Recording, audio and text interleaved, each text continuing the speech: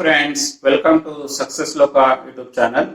ನಾನು ನಿಮಗೆ ಈ ವಿಡಿಯೋದಲ್ಲಿ ನೀವು ಯಾರಾದರೂ ವರ್ಕ್ ಫ್ರಮ್ ಹೋಮ್ ಮನೇಲಿ ಮಾಡ್ತಾ ಇದ್ರೆ ಅವ್ರಿಗೆ ಈ ವಿಡಿಯೋ ತುಂಬಾ ಯೂಸ್ಫುಲ್ ಆಗುತ್ತೆ. ಇಲ್ಲಾಂದ್ರೆ ನೀವು ಮುಂದೆ ಯಾವಾಗ ವರ್ಕ್ ಫ್ರಮ್ ಮಾಡ್ಬೇಕು ಅನ್ಕೊಂಡಿದ್ರು ಈ ವಿಡಿಯೋ ಖಂಡಿತವಾಗಿ ಯೂಸ್ ಆಗುತ್ತೆ. ಯಾರು ಆ ವರ್ಕ್ ಫ್ರಮ್ ಹೋಮ್ ಮಾಡೋರಿಗೆ ಈ ವಿಡಿಯೋದಲ್ಲಿ ಕೆಲವು ಟಿಪ್ಸ್ ಹೇಳ್ಕೊಡ್ತಾ ಇದ್ದೀನಿ.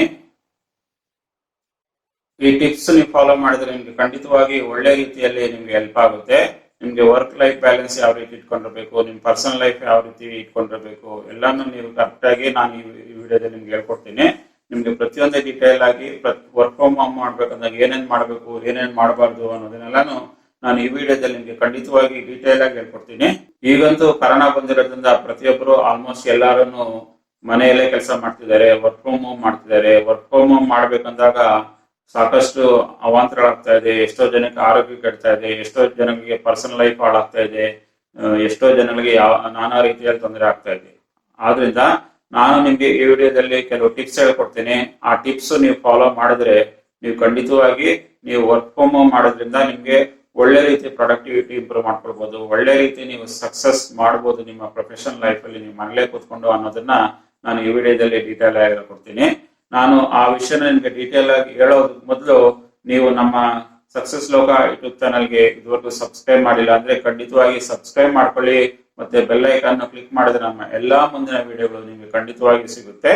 ನಂದು ಒಂದನೇ ಸಜೆಷನ್ ಏನಂದ್ರೆ, ನಾವು ಮನೇಲಿ ಕೆಲಸ ಮಾಡ್ಬೇಕಂದಾಗ ಒಂದು ಸಣ್ಣ ಸೆಟಪ್ ನ ರೆಡಿ ಮಾಡ್ಕೊಳ್ಳಿ. ನೀವು ಎಲ್ಲಿ ಕೆಲಸ ಮಾಡ್ಬೇಕು, ಒಂದು ಟೇಬಲ್ ಹಾಕೊಳ್ಳಿ, ಒಂದು ಚೇರ್ ಹಾಕೊಳ್ಳಿ, ಒಂದು ಸ್ಪೇಸ್ ಅಂತ ನೀವು ರೆಡಿ ಮಾಡ್ಕೊಳ್ಳಿ. ನೀವು ಟಿವಿ ನೋಡೋ ಕಡೆ ನೀವು ಕೆಲಸ ಮಾಡೋದು, ಅಡಿಗೆ ಮಾಡೋ ಕಡೆ ಅಲ್ಲೋ ಕೆಲಸ ಮಾಡೋದು ಅವೆಲ್ಲ ಮಾಡಕ್ ಹೋಗ್ಬೇಡಿ. ಯಾಕಂದ್ರೆ ನಾವು ವರ್ಕ್ ಫ್ರಮ್ ಹೋಮ್ ಎಷ್ಟು ತಿಂಗಳು ಎಷ್ಟು ವರ್ಷ ನಡೆಯುತ್ತೆ ಅಂತ ಗೊತ್ತಾಗೋದಿಲ್ಲ.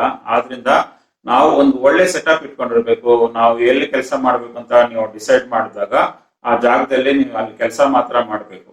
ಅರ್ಥ ಆಯ್ತಲ್ವಾ? ನೀವು ಏನ್ ಕೆಲಸ ಮಾಡ್ತೀರೋ ಒಂದು ಚೇರ್ ಒಂದು ಟೇಬಲ್ ಹಾಕೊಂಡು ಅಲ್ಲಿ ಕರೆಕ್ಟ್ ಆಗಿ ನಿಮ್ಮ ವರ್ಕ್ ಪ್ಲೇಸ್ ಅಂತ ನೀವು ಆಫೀಸಲ್ಲಿ ಹೋದಾಗ ನಿಮ್ಗೆ ಯಾವ ರೀತಿ ವರ್ಕ್ ಸ್ಪೇಸ್ ಇರುತ್ತೋ ಅದೇ ರೀತಿ ಒಂದು ವರ್ಕ್ ಸ್ಪೇಸ್ ನ ನಿಮ್ಮ ಮನೆಯಲ್ಲಿ ನೀವು ಅದಕ್ಕೋಸ್ಕರ ನೀವು ವರ್ಕ್ ಫ್ರಮ್ ಮಾಡೋದಕ್ಕೋಸ್ಕರನೇ ನೀವು ಒಂದು ರೆಡಿ ಮಾಡ್ಕೊಳ್ಬೇಕಾಗುತ್ತೆ. ಯಾಕಂದ್ರೆ ನಾವು ಒಂದು ಸ್ಪೇಸ್ ರೆಡಿ ಮಾಡ್ಕೊಂಡಾಗ ನಮ್ಗೆ ಒಂದು ಕಾನ್ಫಿಡೆನ್ಸ್ ಬರುತ್ತೆ. ನಾವು ಇಲ್ಲಿ ಬಂದಾಗ ಒಳ್ಳೆ ರೀತಿ ಕಾನ್ಸಂಟ್ರೇಷನ್ ಸಿಗುತ್ತೆ, ಒಳ್ಳೆ ರೀತಿ ನಾವು ಕೆಲಸ ಮಾಡ್ಬೋದು ಅನ್ನೋದ್ರ ನಮ್ಮ ಮೈಂಡ್ಗೆ ಬ್ರೈನ್ಗೆ ಮೆಸೇಜ್ ಹೋಗುತ್ತೆ. ಆದ್ರಿಂದ ನೀವು ಒಂದು ಸೈಲೆಂಟ್ ಆಗಿರೋ ಜಾಗನ ಹುಡ್ಕೊಂಡು ಮನೆಯಲ್ಲಿ ಆ ಜಾಗದಲ್ಲಿ ಒಂದು ಸಣ್ಣ ಟೇಬಲ್ ಒಂದು ಚೇರ್ ಅನ್ನ ಹಾಕೊಂಡು ರೆಡಿ ಮಾಡ್ಕೊಂಡ್ರೆ ನೀವು ಅಲ್ಲಿ ಕ್ಲೀನ್ ಆಗಿ ನೀವು ಕೂತ್ಕೊಂಡು ವರ್ಕ್ ಫ್ರಮ್ ಹೋಮ್ ಕೆಲಸನ ಮಾಡ್ಕೊಳ್ಬಹುದು. ಇದು ನನ್ನ ಮೊದಲನೇ ಐಡಿಯಾ.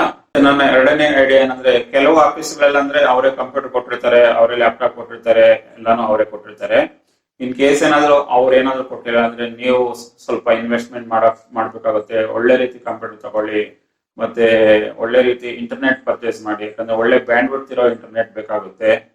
ಮತ್ತೆ ಒಳ್ಳೆ ಕ್ಯಾಮರಾನ ಒಂದು ಪರ್ಚೇಸ್ ಮಾಡ್ಕೊಳ್ಳಿ. ಯಾಕಂದ್ರೆ ವಿಡಿಯೋ ಕ್ಯಾಮರಾ ಮಾಡ್ಬೇಕಂದಾಗ ನಿಮ್ ಲ್ಯಾಪ್ಟಾಪ್ ಅಲ್ಲಿರೋ ಕ್ಯಾಮರಾ ಯೂಸ್ ಆಗುತ್ತೋ ಇಲ್ಲ ಗೊತ್ತಿಲ್ಲ. ನೀವು ಒಳ್ಳೆ ರೀತಿಯಲ್ಲಿ ಒಳ್ಳೆ ಕ್ವಾಲಿಟಿ ಇರೋ ಕ್ಯಾಮರಾ ಬೈ ಮಾಡ್ಕೊಳ್ಳಿ. ಅರ್ಥ ಆಯ್ತಲ್ವಾ?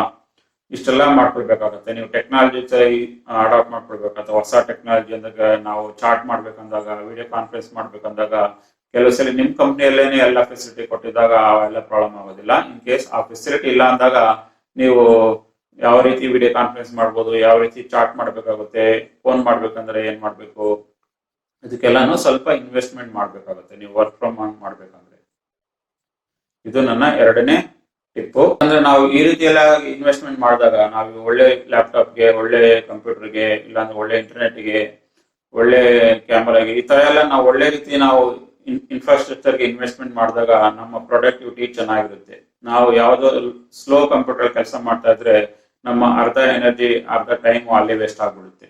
ಆದ್ರಿಂದ ನಮ್ಮ ಪ್ರೊಡಕ್ಟಿವಿಟಿ ತಕ್ಕಂತೆ ಆದಷ್ಟು ಒಳ್ಳೆ ರಿಸರ್ಚ್ ಮಾಡ್ಕೊಂಡು ಒಳ್ಳೆ ಇನ್ವೆಸ್ಟ್ಮೆಂಟ್ ಮಾಡಿ ಒಳ್ಳೆ ಲ್ಯಾಪ್ಟಾಪ್ ಇಲ್ಲ ಒಂದು ಒಳ್ಳೆ ಕಂಪ್ಯೂಟರ್ ತಗೊಂಡಾಗ ನಿಮ್ಗೆ ಸಾಕಷ್ಟು ಬೆನಿಫಿಟ್ ಸಿಗುತ್ತೆ. ನಿಮ್ಮ ಪ್ರೊಡಕ್ಟಿವಿಟಿನೂ ಚೆನ್ನಾಗುತ್ತೆ. ಅದರಿಂದ ನಿಮ್ಗೆ ಸಾಕಷ್ಟು ಅಡ್ವಾಂಟೇಜಸ್ ಸಿಗುತ್ತೆ ನಿಮ್ಮ ಕೆರಿಯರ್ ಅಲ್ಲಿ. ಆದ್ರಿಂದ ನೀವು ಆದಷ್ಟು ಒಳ್ಳೆ ಇನ್ವೆಸ್ಟ್ಮೆಂಟ್ ಮಾಡಿ, ಒಳ್ಳೆ ಈ ಟೆಕ್ನಾಲಜಿಗೋಸ್ಕರ ಇನ್ವೆಸ್ಟ್ ಮಾಡಿದ್ರೆ ನಿಮ್ಗೆ ಖಂಡಿತವಾಗಿ ಸಕ್ಸಸ್ ಸಿಗುತ್ತೆ. ಮತ್ತೆ ನನ್ನ ಮೂರನೇ ಸಜೆಷನ್ ಏನಂದ್ರೆ, ನಾವು ಮನೇಲಿ ಕೆಲಸ ಮಾಡ್ಬೇಕಂದಾಗ ಕೆಲವು ಸಲ ನಮ್ಮ ಹತ್ರ ಒಳ್ಳೆ ಚೇರ್ ಇರಲ್ಲ, ಒಳ್ಳೆ ಕುರ್ಚಿ ಇರಲ್ಲ. ಅರ್ಥ ಆಯ್ತಲ್ವಾ?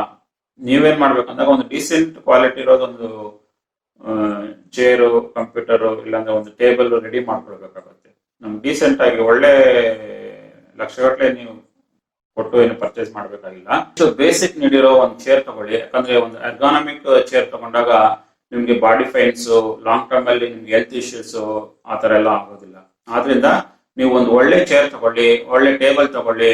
ಅದಕ್ಕೆ ನಾವೇನು ಸಾವಿರಾರು ಗಟ್ಲೆ 10,000 15,000 ಅಂತ ಏನು ಖರ್ಚು ಮಾಡಂಗಿಲ್ಲ. ಒಂದು 4-5 ಸಾವಿರದಲ್ಲಿ ನಿಮ್ಗೆ ಒಳ್ಳೆ ಚೇರು, ಒಂದು ಕಂಪ್ಯೂಟರ್ ಟೇಬಲ್ ಒಂದು ಸಿಗುತ್ತೆ. ನೀವು ಅದನ್ನ ತಗೊಂಡು ನೀವು ಅದನ್ನ ಸಿಂಪಲ್ ಆಗಿ ಇರೋದನ್ನ ತಗೊಂಡ್ರು ನಡೆಯುತ್ತೆ. ನಿಮ್ಗೆ ಸೆಕೆಂಡ್ ಹ್ಯಾಂಡ್ ಸಿಗೋಂಗಿದ್ರು ಅದನ್ನು ತಗೊಂಡ್ರು ಒಳ್ಳೇದು. ಯಾಕಂದ್ರೆ ನಿಮ್ಗೆ ಚೀಪ್ ಅಂಡ್ ಬೆಸ್ಟ್ ಆಗಿ ವರ್ಕೌಟ್ ಆಗುತ್ತೆ. ಮತ್ತೆ ಒಳ್ಳೆ ಕ್ವಾಲಿಟಿ ಇದ್ರೆ ಅದನ್ನ ಸರ್ಚ್ ಮಾಡ್ಕೊಂಡು ತಗೊಳ್ಳಿ. ಅದರಿಂದ ನೀವು ಒಂದು ಸ್ಮಾಲ್ ಆಫೀಸ್ ತರ ನಿಮ್ ಸ್ಪೇಸ್ ನ ಡೆವಲಪ್ ಮಾಡ್ಕೊಂಡ್ರೆ ಅದರಿಂದ ನಿಮ್ಗೆ ವರ್ಕಿಂಗ್ ಮಾಡೋದಕ್ಕೂ ಒಳ್ಳೆ ಎನರ್ಜಿ ಬರುತ್ತೆ. ಮತ್ತೆ ನಿಮ್ಗೆ ಎನ್ವೈರನ್ಮೆಂಟ್ ಕ್ರಿಯೇಟ್ ಆದಂಗೆ ಆಗುತ್ತೆ. ಟಿಪ್ಸ್ ನ ಫಾಲೋ ಮಾಡಿದ್ರೆ ನಿಮ್ಗೆ ಖಂಡಿತವಾಗಿ ಬೆನಿಫಿಟ್ ಸಿಗುತ್ತೆ. ಮತ್ತೆ ನನ್ನ 4ನೇ ಟಿಪ್ ಏನಂದ್ರೆ, ಯಾಕಂದ್ರೆ ನಾವು ಮೊದಲು ಆಫೀಸ್ ಹೋಗ್ಬೇಕಂದ್ರೆ 10 ಗಂಟೆಗೆ ಆಫೀಸ್ ಹೋಗಿ 5 ಗಂಟೆಗೆ ಮನೆಗೆ ಬಂದ್ಬಿಡ್ತಾ ಇದ್ವಿ. ಈಗ ಆ ರೀತಿ ಆಗಲ್ಲ. ನಾವು ಮನೇಲೆ 24 ಗಂಟೆ ಇರೋದ್ರಿಂದ ನಾರ್ಮಲ್ ಆಗಿ ಏನಾಗುತ್ತೆ, ಆಫೀಸಲ್ಲಿ ಪ್ರತಿಯೊಂದ್ಸಲಿನೂ ಯಾವ್ದೋ ಟೈಮಲ್ಲಿ ಕಾಲ್ ಮಾಡ್ತಿರ್ತಾರೆ, ಪ್ರತಿಯೊಂದ್ಸಲಿನೂ ಏನೋ ಒಂದು ಕೆಲಸ ಕೊಡ್ತಿರ್ತಾರೆ, ಪ್ರತಿಯೊಂದ್ಸಲಿನೂ ಏನೋ ಒಂದು ಮಾಡಿಸ್ತಿರ್ತಾರೆ. ಅವಾಗ ನಾವು ಕೆಲಸದಲ್ಲಿ ಮಕ್ಕಳನ್ನ ಸ್ಕೂಲ್ಗೆ ಬಿಡಕ್ ಹೋಗಿರ್ತೀವಿ, ಇಲ್ಲಾಂದ್ರೆ ಎಲ್ಲೋ ಟೆಲಿಫೋನ್ ಬಿಲ್ ಕಟ್ಟಕ್ ಹೋಗಿರ್ತೀವಿ, ಏನೋ ಒಂದು ಮಾಡಕ್ ಹೋಗಿರ್ತೀವಿ. ಆದ್ರಿಂದ ನೀವು ನಿಮ್ಮ ಆಫೀಸರ್ಗೆ ಕರೆಕ್ಟ್ ಆಗಿ ಹೇಳ್ಬಿಡಿ, ನಾನು ಈ ಟೈಮಿಂದ ಈ ಟೈಮಿಗೆ ಕೆಲಸ ಮಾಡ್ತಾ ಇರ್ತೀನಿ, ಈ ಟೈಮಲ್ಲಿ ಈ ಟೈಮಲ್ಲಿ ನಾನು ಮನೇಲಿ ಇರಲ್ಲ ಅಂತ ನಾವು ಮೊದಲೇ ಅವ್ರಿಗೆ ಮೆಸೇಜ್ ಮಾಡಿದ್ರೆ ಕರೆಕ್ಟ್ ಆಗಿ ಇನ್ಫಾರ್ಮೇಶನ್ ತಿಳಿಸಿದಾಗ ಆ ತರ ಕನ್ಫ್ಯೂಷನ್ ಆಗಲ್ಲ. ಯಾಕಂದ್ರೆ ನಾವು ಕ್ಲಿಯರ್ ಆಗಿ ನಾವು ಡಿಫೈನ್ ಮಾಡ್ಕೊಳ್ಬೇಕು, ನಾನು ದಿನಾನು ಈ ಟೈಮಿಂದ ಈ ಟೈಮ್ ವರ್ಗು ಕೆಲಸ ಮಾಡ್ತೀನಿ, ಈ ಟೈಮಿಂದ ಈ ಟೈಮಲ್ಲಿ ನಾನು ಮನೇಲಿ ಇರಲ್ಲ, ಇಲ್ಲ ಮನೇಲಿ ಇದ್ರು ನಾನು ಈ ಟೈಮಲ್ಲಿ ನಾನು ಕೆಲಸ ಮಾಡೋದಿಲ್ಲ, ಯಾಕಂದ್ರೆ ನನಗೆ ಪರ್ಸನಲ್ ಲೈಫ್ ಇದೆ, ಪರ್ಸನಲ್ ಕೆಲಸ ಇದೆ ಅಂತ ನೀವು ಕ್ಲಿಯರ್ ಆಗಿ ಮೊದಲೇ ಹೇಳ್ಬಿಟ್ಟಾಗ ಆ ಕನ್ಫ್ಯೂಷನ್ ಎಲ್ಲರಿಗೂ ಕ್ಲಿಯರ್ ಆಗಿರುತ್ತೆ. ಯಾಕಂದ್ರೆ ಈ ತರ ನಾವು ಕ್ಲಿಯರ್ ಮಾಡ್ಕೊಂಡಿಲ್ಲ ಅಂದಾಗ ಸಾಕಷ್ಟು ಪ್ರಾಬ್ಲಮ್ಸ್ ಆಗುತ್ತೆ. ಯಾಕಂದ್ರೆ ಪರ್ಸನಲ್ ಲೈಫ್ಗೂ ಪ್ರೊಫೆಷನಲ್ ಲೈಫ್ಗೂ ಆ ಡಿಫ್ರೆನ್ಸ್ ಇರಲೇಬೇಕು. ಯಾಕಂದ್ರೆ ಇಲ್ಲ ಅಂದ್ರೆ ನಾವು 24 ಗಂಟೆನೂ ಕೆಲಸ ಮಾಡ್ಕೊಂಡಿದ್ರೆ ನಮ್ಮ ಪರ್ಸನಲ್ ಲೈಫ್ ಹಾಳಾಗುತ್ತೆ. ಯಾಕಂದ್ರೆ ನಾವು ಬ್ಯಾಲೆನ್ಸ್ ಮಾಡ್ಬೇಕಾಗುತ್ತೆ, ಪರ್ಸನಲ್ ಲೈಫು ಬ್ಯಾಲೆನ್ಸ್ ಮಾಡ್ಬೇಕಾಗುತ್ತೆ, ಪ್ರೊಫೆಷನಲ್ ಲೈಫು ಬ್ಯಾಲೆನ್ಸ್ ಮಾಡ್ಬೇಕಂದಾಗ ನಾವು ಈ ಬೈಫರ್ಕೇಶನ್ ನ ಕ್ಲಿಯರ್ ಆಗಿ ನಾವು ಮಾಡ್ಕೊಂಡಾಗ ನಮ್ಗೆ ಖಂಡಿತವಾಗಿ ಪ್ರೊಫೆಷನಲ್ ಆಗು ಸಕ್ಸಸ್ ಸಿಗುತ್ತೆ, ಮತ್ತೆ ನಮ್ಮ ಪರ್ಸನಲ್ ಲೈಫ್ ಅಲ್ಲೂ ಸಕ್ಸಸ್ ಸಿಗುತ್ತೆ. ಆದ್ರಿಂದ ಆದಷ್ಟು ಡಿಫ್ರೆನ್ಶಿಯೇಟ್ ಮಾಡೋದಕ್ಕೆ ಟ್ರೈ ಮಾಡಿ. ಆದಷ್ಟು ನಿಮ್ಮ ಬಾಸ್ಗೆ, ನಿಮ್ಮ ಕಂಪನಿಗೆ ಕರೆಕ್ಟ್ ಆಗಿ ಇನ್ಫಾರ್ಮೇಶನ್ ತಿಳಿಸಿ, ನಾನು ಈ ಟೈಮಿಂದ ಈ ಟೈಮ್ಗೆ ಕೆಲಸ ಮಾಡ್ತೀನಿ, ಈ ಟೈಮಿಂದ ಈ ಟೈಮ್ಗೆ ಕೆಲಸ ಮಾಡೋದಕ್ಕಾಗಲ್ಲ ಅಂತ ಕ್ಲಿಯರ್ ಆಗಿ ಸೆಟ್ ಮಾಡಿದಾಗ ಪ್ರತಿಯೊಬ್ಬರು ಅದನ್ನ ಫಾಲೋ ಮಾಡ್ಕೊಂಡು ಕ್ಲಿಯರ್ ಆಗಿ ಹೋಗ್ತಾರೆ. ಮತ್ತೆ ನೀವು ಮನೇಲೆ ಕೂತ್ಕೊಳ್ಳೋದ್ರಿಂದ ಒಂದು ಕರೆಕ್ಟ್ ಆಗಿ ಒಂದು ಪ್ಲಾನ್ ಹಾಕೊಳ್ಳಿ. ಯಾವ ರೀತಿ ನೀವು ಕೆಲಸ ಮಾಡ್ಬೇಕು, ಯಾವ ರೀತಿ ನೀವು ಕೆಲಸ ಮಾಡಿದ್ರೆ ನಿಮ್ಗೆ ಆದಷ್ಟು ಫಾಸ್ಟ್ ಆಗಿ ಕೆಲಸ ಆಗುತ್ತೆ. ಮತ್ತೆ ನಮ್ಮ 8 ಗಂಟೆ 9 ಗಂಟೆ ನಾವು ಏನ್ ಕೆಲಸ ಮಾಡ್ತೀವೋ, ಕೆಲವು ಅವರ್ಸ್ ತುಂಬಾ ಪ್ರೊಡಕ್ಟಿವಿಟಿ ಅವರ್ಸ್ ಅನ್ಸುತ್ತೆ ಕೆಲಸದಲ್ಲಿ. ಬೆಳಗ್ಗೆನೆ ಸಾಕಷ್ಟು ಒಳ್ಳೆ ರೀತಿ ಕೆಲಸ ಮಾಡ್ತೀವಿ, ಇಲ್ಲಾಂದ್ರೆ ಲೇಟ್ ಅಲ್ಲಿ ಈವ್ನಿಂಗ್ ಅಲ್ಲಿ ಒಳ್ಳೆ ರೀತಿ ನಮ್ಮ ಮೈಂಡ್ ಕೆಲಸ ಮಾಡುತ್ತೆ ಅಂತ ನಿಮ್ಗೆ ಗೊತ್ತಿರುತ್ತೆ. ನೀವು ಅದಕ್ಕೆ ತಕ್ಕಂತೆ ನಿಮ್ಮ ಓಲ್ ಡೇ ಪ್ಲಾನ್ ನ ನೀವು ಒಂದು ಪ್ಲಾನ್ ರೀತಿಯಲ್ಲಿ ಮಾಡ್ಕೊಂಡು ನೀವು ಅದನ್ನ ಎಕ್ಸಿಕ್ಯೂಟ್ ಮಾಡಿದ್ರೆ ನಿಮ್ಗೆ ಖಂಡಿತವಾಗಿ ಹೆಲ್ಪ್ ಆಗುತ್ತೆ. ಆದ್ರಿಂದ ನೀವು ಒಂದು ಪ್ಲಾನ್ ಮಾಡ್ಕೊಳ್ಳಿ, ಒಂದು ಟು ಡೂ ಲಿಸ್ಟ್ ಮಾಡ್ಕೊಳ್ಳಿ. ಆದ್ರಿಂದ ನೀವು ಖಂಡಿತವಾಗಿ ಆ ದಿನದಲ್ಲಿ ನೀವು ಏನ್ ಅಚೀವ್ ಮಾಡ್ಬೇಕು ಅನ್ಕೊಂಡಿದ್ರೋ ಅದನ್ನ ನೀವು ಖಂಡಿತವಾಗಿ ಅಚೀವ್ ಮಾಡ್ಕೊಳ್ಬೇಕು. ಮತ್ತೆ ನೀವು ಯಾವಾಗ್ಲೂ 24 ಗಂಟೆ ಮನೇಲಿ ಇರೋದ್ರಿಂದ, ಯಾವಾಗ್ಲೂ ಕೆಲಸ ಅನ್ನೋದ್ರಿಂದ ನಿಮ್ಮ ಆರೋಗ್ಯ ಕಡೆನೂ ಸಾಕಷ್ಟು ಪ್ರಾಬ್ಲಮ್ಸ್ ಆಗುತ್ತೆ. ಆದ್ರಿಂದ ನೀವು ರೆಗ್ಯುಲರ್ ಆಗಿ ಎಕ್ಸರ್ಸೈಸ್ ಮಾಡೋದು ಟ್ರೈ ಮಾಡಿ, ವಾಕ್ ಮಾಡಿ, ಜಾಗ್ ಮಾಡಿ.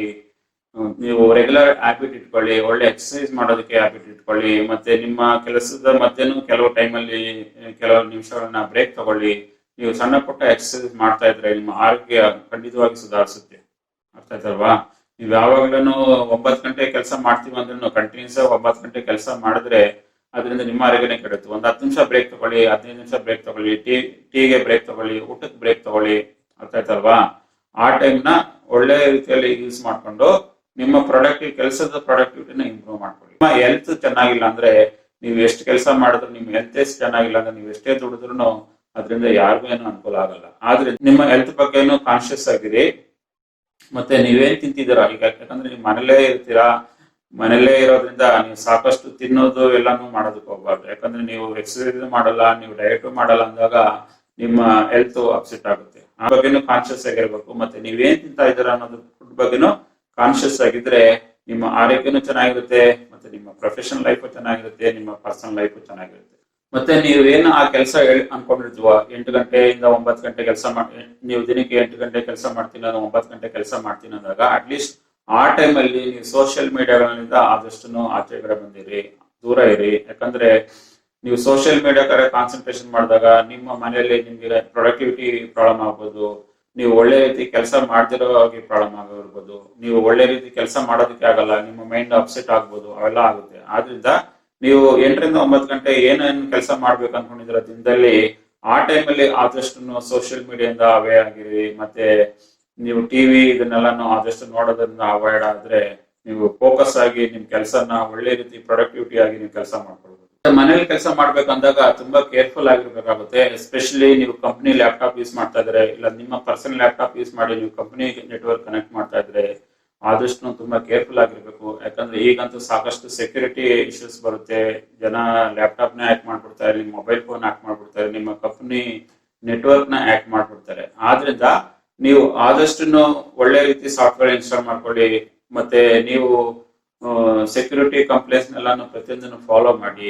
ಪ್ರತಿಯೊಂದನ್ನು ಫಾಲೋ ಮಾಡಿದ್ರೆ ನಿಮ್ಗೆ ಪರ್ಸನಲ್ ಲೈಫ್ ಅಲ್ಲಿ, ನಿಮ್ ಪ್ರೊಫೆಷನಲ್ ಲೈಫ್ ಅಲ್ಲೂ ನೀವು ಮನೇಲಿ ಕೆಲಸ ಮಾಡ್ತಾ ಇದ್ರು ನಿಮ್ಗೆ ಅದನ್ನೆಲ್ಲಾನು ಫೇಸ್ ಮಾಡೋದಕ್ಕೆ ಈಸಿ ಆಗುತ್ತೆ. ಆದ್ರಿಂದ ನೀವು ಆದಷ್ಟು ಸೆಕ್ಯೂರಿಟಿ ಬ್ರೀಚ್ ಮಾಡಕ್ ಹೋಗ್ಬೇಡಿ. ಸೆಕ್ಯೂರಿಟಿ ಬ್ರೀಚ್ ಮಾಡೋದು ವೈಲೇಷನ್ ಆಗುತ್ತೆ. ಆದ್ರಿಂದ ನಿಮ್ಮ ಇನ್ಫಾರ್ಮೇಶನ್ ಸೇಫ್ ಆಗಿರುತ್ತೆ. ಮತ್ತೆ ನಿಮ್ಮ ಕಂಪನಿ ಇನ್ಫಾರ್ಮೇಶನ್, ನೀವು ಎಲ್ಲಿ ಕೆಲಸ ಮಾಡ್ತಿರ್ತೀರೋ ಅವರ ಇನ್ಫಾರ್ಮೇಶನ್ ತುಂಬಾ ಸೇಫ್ ಆಗಿರುತ್ತೆ. ಆದ್ರಿಂದ ನೀವು ಇದನ್ನ ಕ್ಲಿಯರ್ ಆಗಿ ಫಾಲೋ ಮಾಡಬೇಕು. ನಾನು ನಿಮ್ಗೆ ಇದುವರೆಗೂ ಮನೆಯಲ್ಲಿ ಕೆಲಸ ಮಾಡ್ಬೇಕಂದ್ರೆ, ವರ್ಕ್ ಫ್ರಮ್ ಹೋಮ್ ಮಾಡ್ಬೇಕಂದಾಗ ನೀವು ಯಾವ್ಯಾವ ಟಿಪ್ಸ್ ಫಾಲೋ ಮಾಡಬೇಕು, ಯಾವ್ಯಾವ ರೀತಿ ಫಾಲೋ ಮಾಡಿದ್ರೆ ನಿಮ್ಗೆ ವರ್ಕ್ ಫ್ರಮ್ ಹೋಮ್ ಇಂದ ಸಾಕಷ್ಟು ಹೆಲ್ಪ್ ಸಿಗುತ್ತೆ, ನಿಮ್ಗೆ ಬೆನಿಫಿಟ್ ಸಿಗುತ್ತೆ. ಮತ್ತೆ ನೀವು ಯಾವ ರೀತಿ ಕೆಲಸ ಮಾಡಿದ್ರೆ ನಿಮ್ಮ ಪರ್ಸನಲ್ ಲೈಫ್, ಪ್ರೊಫೆಷನಲ್ ಲೈಫ್ ಎಲ್ಲಾನು ಮ್ಯಾನೇಜ್ ಮಾಡ್ಬೋದು ಅನ್ನೋದನ್ನ ನಾನು ಈ ವಿಡಿಯೋದಲ್ಲಿ ಡೀಟೇಲ್ ಆಗಿ ಹೇಳ್ಕೊಟ್ಟಿದ್ದೀನಿ. ನಿಮ್ಗೆ ಈ ವಿಡಿಯೋದಲ್ಲಿ ಹೇಳಿರುವ ಎಲ್ಲಾ ಟಿಪ್ಸ್ ಇಷ್ಟ ಆಗಿದೆ ಖಂಡಿತವಾಗಿ ಲೈಕ್ ಮಾಡಿ. ಮತ್ತೆ ನೀವು ನಮ್ಮ ಚಾನಲ್ಗೆ ಇದುವರೆಗೂ ಸಬ್ಸ್ಕ್ರೈಬೇ ಆಗಿಲ್ಲ ಅಂದ್ರೆ ನೀವು ಖಂಡಿತವಾಗಿ ಸಬ್ಸ್ಕ್ರೈಬ್ ಮಾಡ್ಕೊಂಡು ಬೆಲ್ ಐಕನ್ ಕ್ಲಿಕ್ ಮಾಡಿದ್ರೆ ನಮ್ಮ ಎಲ್ಲಾ ಮುಂದಿನ ವಿಡಿಯೋಗಳು ನಿಮ್ಗೆ ಖಂಡಿತವಾಗಿ ಸಿಗುತ್ತೆ. ನಾವು ಮತ್ತೊಂದು ವಿಡಿಯೋದಲ್ಲಿ ಸಿಗೋಣ. ಅಲ್ಲಿವರೆಗೂ